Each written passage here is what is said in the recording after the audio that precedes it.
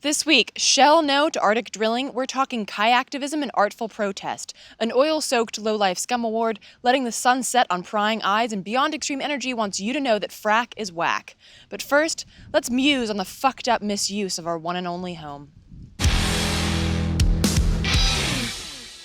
How can you look at a mountain range and think mine? How can you look at an ocean and only see dollar signs? How can you wade through the ill that you spilled, the pain that you drilled, into people and planet, profit from plunder, only to ponder which politician you'll pay off to lay off? Ready your scepter, your ignominious crown, 'cause we're way past the last pity us round. I won't kneel to the king of a graveyard, and you can keep your blood diamonds. I don't want 'em to trickle down.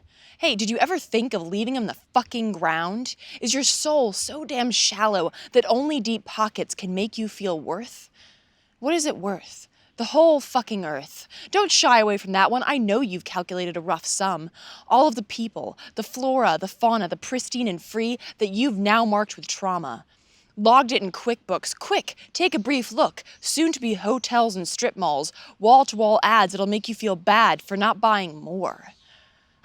Fuck, what an eyesore. This long, sweeping landscape, untouched, so unused. What a waste. Not a moment to lose. Spirit with gates. Draw, cut, and separate. No need to wait for a government seal. Here's the money. Go make a deal. Club a seal on your way out. It's on its way out anyway. Nature has had its day, and now it's man's way and doomsday. A 2-for-1 steal. Guns, germs, and steel. And oil. Definitely more oil. That's the future's resume reel, now hiring sociopaths, the capitalist class, a fast-moving blast through whatever they pass. King of a graveyard. The logic that left us as soon as we traded our futures for one tank of gas, the reason that died, shanked in the side, dripping last lines of hope in the grime, hoping we'd see the light where there's still time. This isn't a hippie request, a tree-hugging jest. I'm so fucking serious, I'm downright delirious, shocked at the mockery of our one and only home. Yeah, did you know? There's no fucking Planet B. There's no filibuster or lackluster bill that can save we, the planet, the people. It's up to you and me. From tweets to marching in the streets, this is Act Out.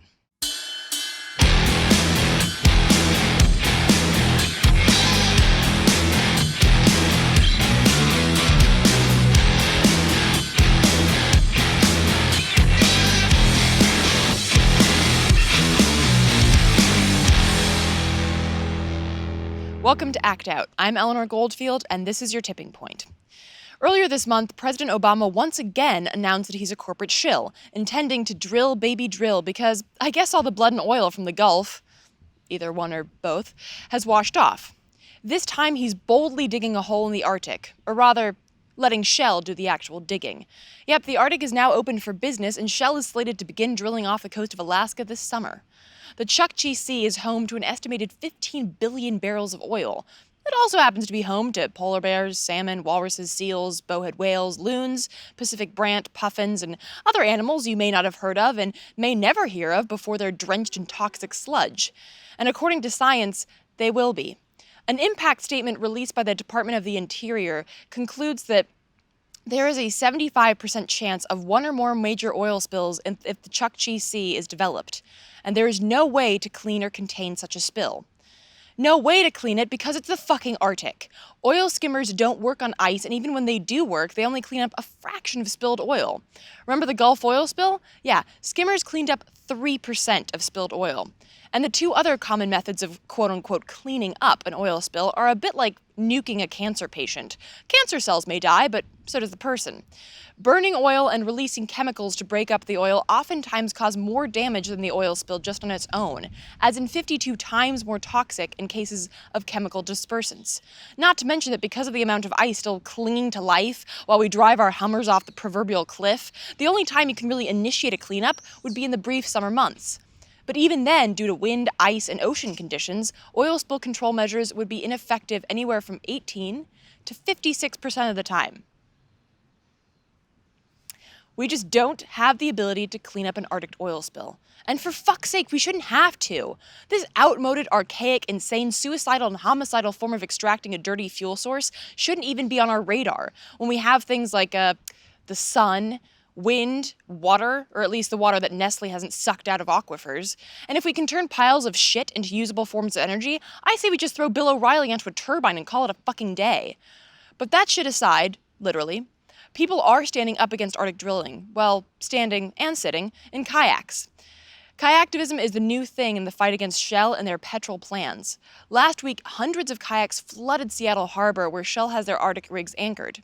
Shell No, a coalition of several organizations, groups, communities, and individuals, organized the Shell No Flotilla and the Paddle in Seattle event as part of a 3-day protest which included music, art, teach-ins, and workshops, culminating in You Shall Not Pass, the shutdown of Shell's operations on May 18th. Here to tell us a bit more about the actions and the ongoing fight against big oil is Bill Moyer, co-founder and executive director of Backbone Campaign, and George Edwardson, vice president of Inupiat community of the Arctic Slope. Take a look. What is your direct connection to the Chukchi Sea? It is where my communities feed themselves from. In the Arctic, we can't farm. We can't raise cattle or anything like that because our land is too cold. And the only way we can feed ourselves and live up there is to eat what's there. And without that food, we can't stay.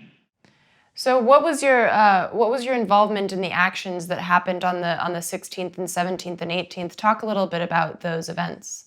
I heard there was a group that was standing up to Shell Oil and their drilling rig they were trying to bring, and I asked to be down here because I've been standing and holding the oil industry back. I started opposing it in 1977. And at that time, it used to be American oil companies. But now today, it's only foreign corporations. Shell, the Italians, the French, the Norwegians. These are only foreign corporations that are in Chukchi Sea. There are no American oil companies out there anymore. They know better. Well, you've sued them too much, apparently. Yes, they can't help it. Got to take care of home. So, Bill, I wanted to ask you, because this action was obviously very creative and very artful, and that's what Backbone Campaign does, is artful activism and creative activism. So, and this idea of kayaktivism is new to me. Is this a new concept? Did you come up with this specifically for this event? Well, we didn't coin that term, and it's been used actually in Palestine, believe it or not. It's when I saw the first use of it. We used kayaks to scramble into construction zones and do a blockade or threaten a blockade in 2009 to protect our island from an industrial gravel mine that was being planned there. So we've been doing that since that time, and we continue to use and train people to use the water as a place of to engage corporations and do resistance. There's a poet named Diane DePrima, and she has a poem called Rant. And in that poem, she says, "The only war that matters is the war against the imagination. The only war that matters is the war against the imagination.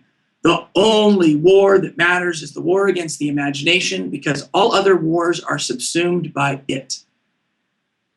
We are in a process of decolonizing our imaginations. We all feel like we're helpless in front of these giant corporations, but we're not. But we suffer under that illusion. And then on the 18th as well, you were able to shut down the rig for the day. Are there more actions on the water and off the water, like the 16th and the 18th, planned? Well, there's a whole series of tactical tools that we will deploy in this next period of time. For nighttime and for daytime, as you know, that's our sort of specialty. The 18th was a day that was, especially set up this festival of resistance. But I want to also be clear that it wasn't just Backbone Campaign. And honestly, Backbone Campaign had very little to do except for providing imagery for the 18th. It's been a very large coalition of people and groups. I'm curious, George, because I wasn't aware of the legal action that had taken place. Are you planning more legal action against this now that this has popped up? We we've got our minds set on it. We haven't come up with any right now. We're looking at the next move the industry might make, see what we need to do next. I am with a regional tribal government. We're federally recognized. I sat down with Obama 4 times the past 4 years, talked to him twice on the subject. Talked to all of his directors and secretaries of his different agencies, because we can do government to government. And we're a regional tribal government, and our main responsibility is to take care of our members. And we're a subsistence society, so to take care of them, I need to make sure our food source is open and protected. If something that happened in the Gulf, which is relatively friendly compared to the Arctic, if something like that was to happen, and I would say, how isn't it inevitable that something happens there? Yeah. That we'd be putting into jeopardy and killing all of those, all that life, this place that's this untouched and unharmed at this point, and not to mention heat up the planet further. But the idea that we would be so arrogant and so greedy to and when you look at the 13 nations that are connected to the Arctic Ocean, they've done a study, and in that study, they said the Arctic, the salmon and the bottom fish caught between Alaska and Siberia is the last third of the world's commercial fish. The last third. And you think that, I mean, because the fishing industry is a big industry, you'd think that somebody would be stepping forward to fight the oil companies, but I suppose our dependence on, our addiction to oil is higher than our addiction to fish. So just real quick before I know that you guys are busy, so I just wanted to wrap up real quickly. Is there anything planned that people should know about? Is there anything that people can tap into either online or in fact on the ground, either where you guys are or in their own communities to support what you're doing? Well, I would like to add that I think that if folks want to do pickets, Shell No pickets at Shell stations around the country, and let us know at shellnoflotilla.org and shellno.org, or send something to me, Bill at backbonecampaign.org. Please do that. That would be great solidarity. It doesn't take very much, and local news stations like to have a local connection to a national story. So it's a good strategy for folks to go out and just get a Shell No, make a Shell No poster and go do a picket and call your local news agency. Folks in this region, the Pacific Northwest, they can go to shellno.org or shellnoflotilla.org, and they can sign up to participate in future trainings. We're recovering from this last weekend still, but we'll have additional trainings up. People can get out on the water. We're setting up a rapid response crew. We've now got a barge on the water with solar panel powered stage and a screen on it.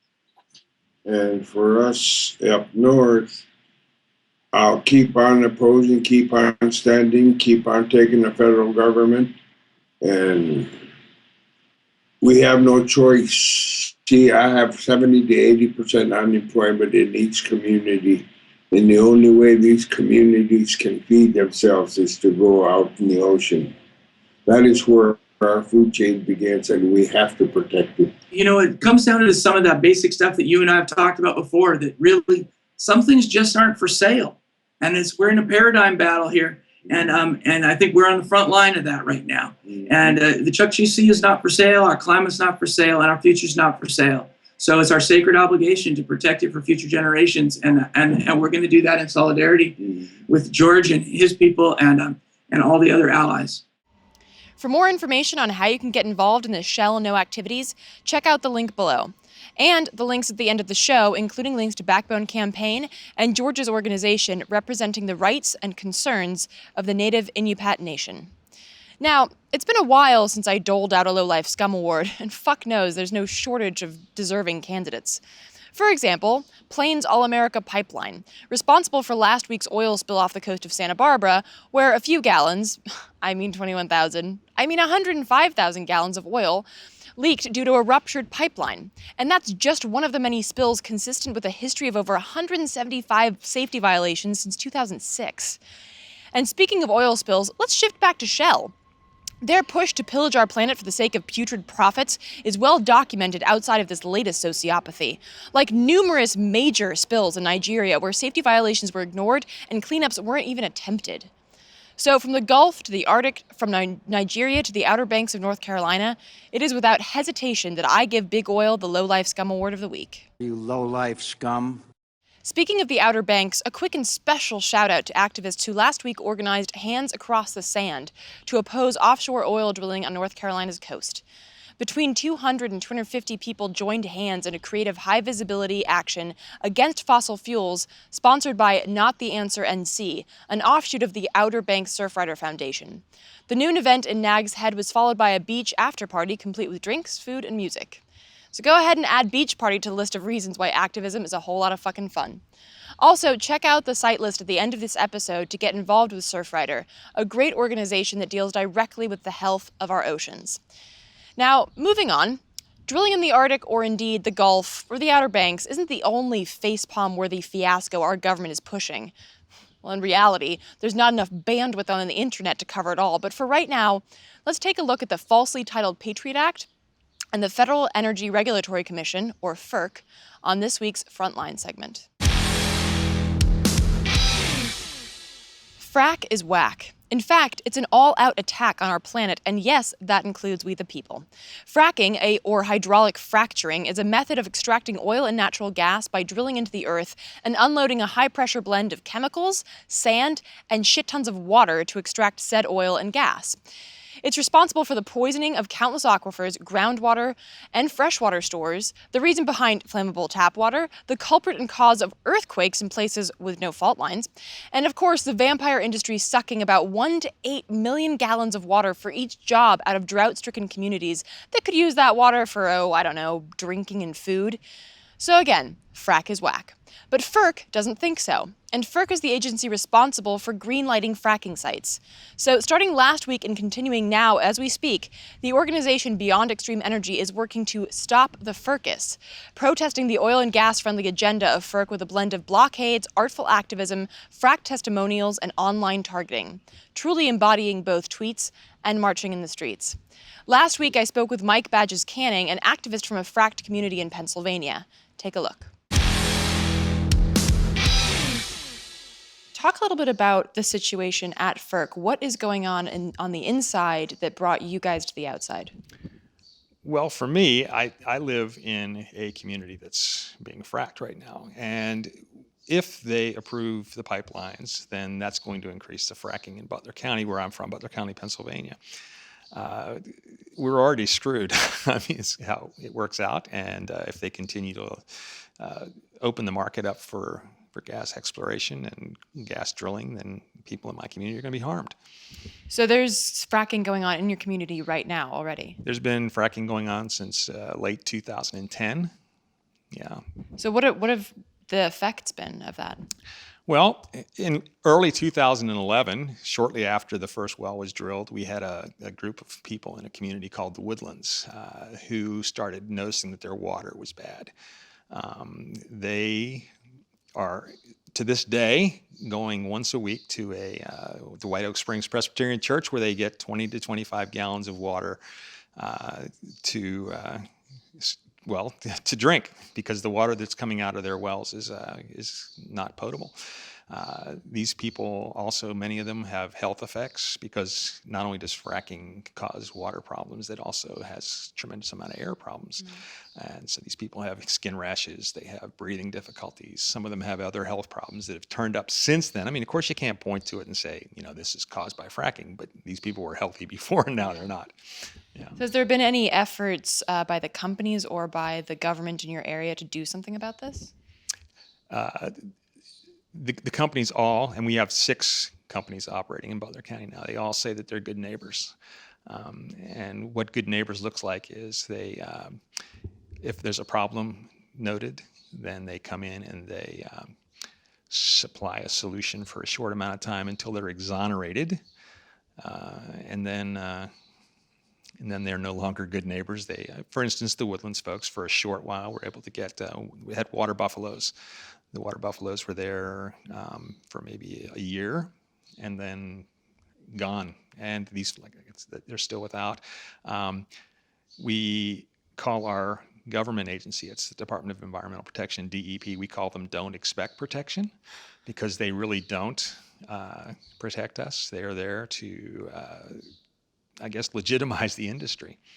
So this is so the DEP, they're sort of getting their marching orders from FERC, and that's why you're... No. FERC has nothing to do with the Department of Environmental Protection. FERC's important to us, going back to what I said before. FERC's important to us because if the pipelines go through and the export facilities go through, then what we're going to end up with is more gas wells in western Pennsylvania. Right now, it's not very profitable to drill for gas in Pennsylvania, but if they are able to export it, then yeah, it becomes very profitable.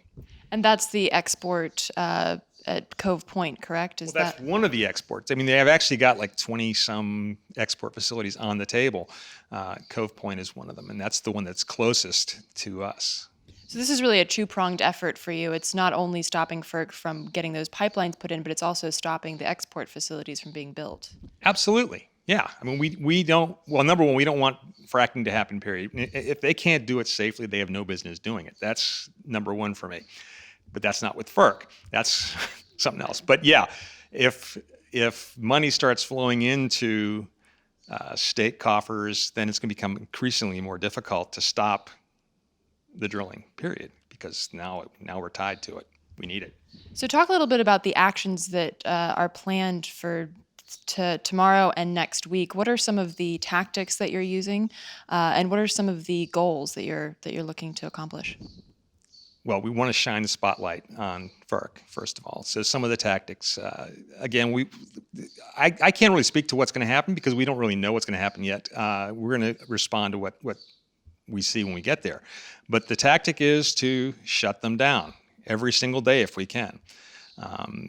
Last November, we had the blockades. I'm sure we'll have blockades again this year. And for those of you who aren't aware, last November, there were blockades outside of FERC for an entire week. And you blocked all 3 entrances. Mm-hmm. And you were successful at shutting down FERC for the entire week. Is that correct? At least part of the day for, the entire week. And the other thing that was pretty remarkable was the last day. We actually had a captive audience. The FERC employees were stuck out on the sidewalk, and they had to listen to stories from the shale fields, people who actually are living with the drilling, the consequences of drilling. So yeah, it was pretty powerful, and we hope to replicate it again this year. What we've got scheduled this year is a series of different actions. I mean, there's going to be a faith group that's going to be there to bear witness. There's going to, again, be another contingent from folks in the shale fields. There'll be people in impacted communities with compressor stations and like the folks at Cove Point and other places where the export facilities are scheduled to go in. They'll have days, too, where they can have their piece put before the employees of FERC. And what have been some of the responses, either from the employees that you've encountered outside FERC or even from inside FERC? What have been some of the responses? I've not had many conversations with FERC folks, but as far as goes, the former director, Cheryl LaFleur, talked about we have a situation here. I mean, they've noticed us. They actually rescheduled their meeting. Today was supposed to be a meeting day, but they held it a week ahead of time because they didn't want to deal with us. They don't want the spotlight shone on them. So I think they're responding to us. They're responding by being not very open. They're shutting the doors. For more information on Beyond Extreme Energy, check out beyondextremeenergy.org. And for a graphic and brilliantly educational site on fracking, check out dangersoffracking.com. Now, moving on, the Patriot Act. This falsely titled fucker has been working hard to protect you from your freedoms since 2001, digging through your rights and your private areas like a gravedigger with a little too much passion for their job. Seriously, the shit I find on the internet. And because of the Patriot Act, authorities now know that I found that dancing skeleton on the internet. Enjoy, NSA. In the name of security, the Patriot Act has allowed for the creation of the biggest surveillance system in the history of mankind, illegally spying on millions of Americans and tossing our rights to the side like loose dirt without finding any more skeletons in the closets, basements, or otherwise. There is absolutely zero evidence to suggest that spying on Americans makes us safer. In fact, it actually makes us less safe. By collecting meaningless data points like your drunk dial or your call to mom, authorities miss potential terrorist activities in a sea of your benign personal correspondence. Regardless of what you think happened on 9/11, we didn't miss it because we collected too little data. We missed it because we already then we collected too much. And the Patriot Act made it possible to collect even more.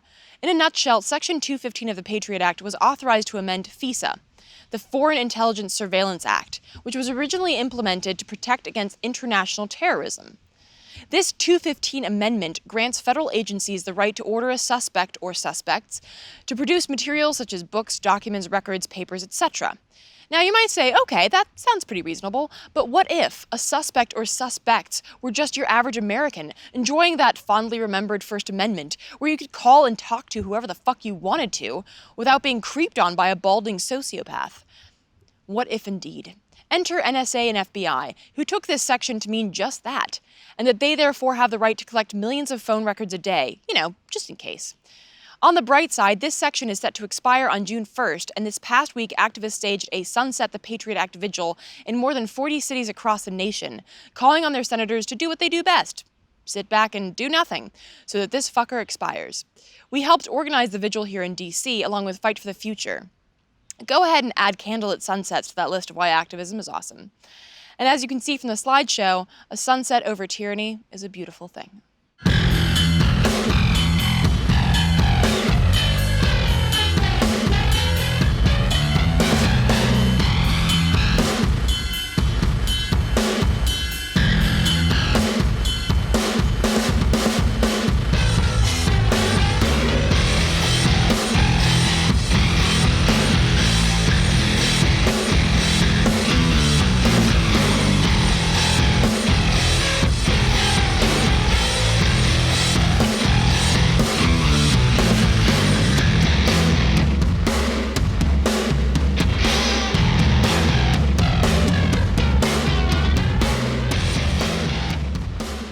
And thanks to this and the continued efforts of activists nationwide, sections of the Patriot Act will now die a better late than never death this coming week, as creeper cronies were unable to revive it in the Senate before congressional recess this week. Fuck yeah. Ending on a high note, and that's our show for this week. Thank you so much for watching. As per usual, check out the last slide to see all the sites that I mentioned in the show. And there will also be a link to help support Occupy.com and the delicious dissent delivered daily thanks to donations like yours. It is a 501c3, so anything you can contribute is tax deductible and hugely appreciated. Be sure to follow us on Twitter, like us on Facebook, and subscribe on YouTube. Back in the beautifully decorated Devil's Den, good night and act out.